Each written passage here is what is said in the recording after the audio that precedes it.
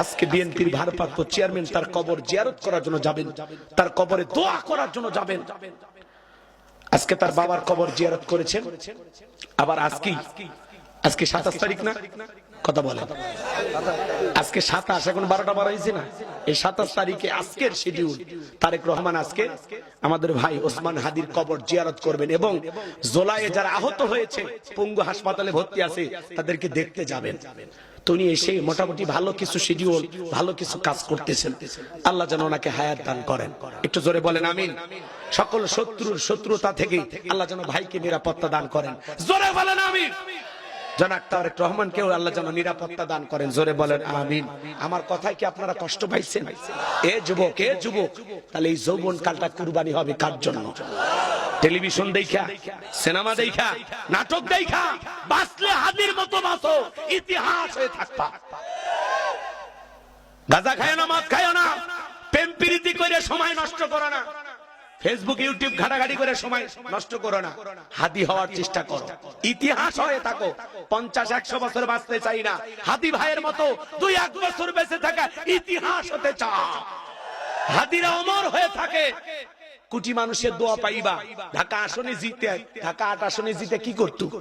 হ্যাঁ, একটা এমপি মন্ত্রী হয় কি করতো ভাই? কিছু হইতো? আল্লাহ তাআলা এই দেশের 20 কোটি মানুষের হৃদয়ে হাদির নামে আসন দিয়ে দিয়েছে। আল্লাহ এই দুনিয়া থেকে নিয়ে যায়, বলছে হাদি সামান্য বাংলাদেশের এমপি হয়ে কি করবি? আয়, তোর কথাগুলো বড় ভালো লাগছে। আল্লাহ হাদির জীবনটাকে শহীদ হিসেবে কবুল করে নিয়ে যায়, এই 10টা পৃথিবীর সমান জান্নাত তারে দান করবে। কথা বল ঠিক কিনা? আল্লাহ তারে বাদশা বানায় দিয়েছে, বাদশা, খালি এমপি না, বাদশা। আল্লাহু আকবার। এরকম হাদি হও, আল্লাহ কবুল করেন। তাহলে ওয়াল্লাযীনা হুম লিফুরুজিহিম হাফিজুন, নিজের যৌবনটাকে সংযত রাখা, নিজের যৌবনটাকে কন্ট্রোল করা, গুনাহ করা যাবে না। যুবক, এই যৌবন কালে কারা কারা আল্লাহর ইবাদত করে কাটাবা? হাত তুলে দেখাও। আল্লাহ আমার যুবকদের কবুল করেন। জোরে বলেন আমিন।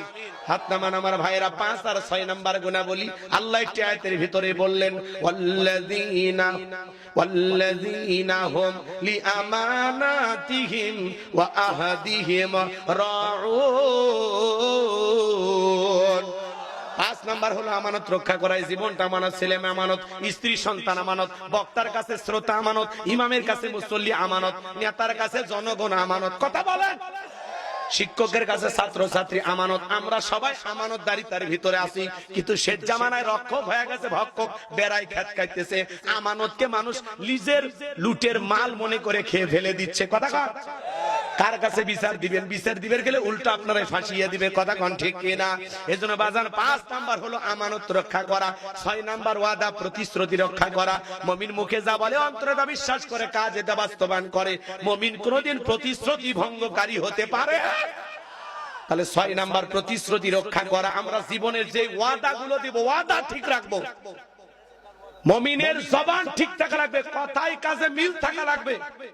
মুখে যা বলবেন অন্তরে তা বিশ্বাস করবেন, কাজে তা বাস্তবায়ন করবেন। মুমিন কোনদিন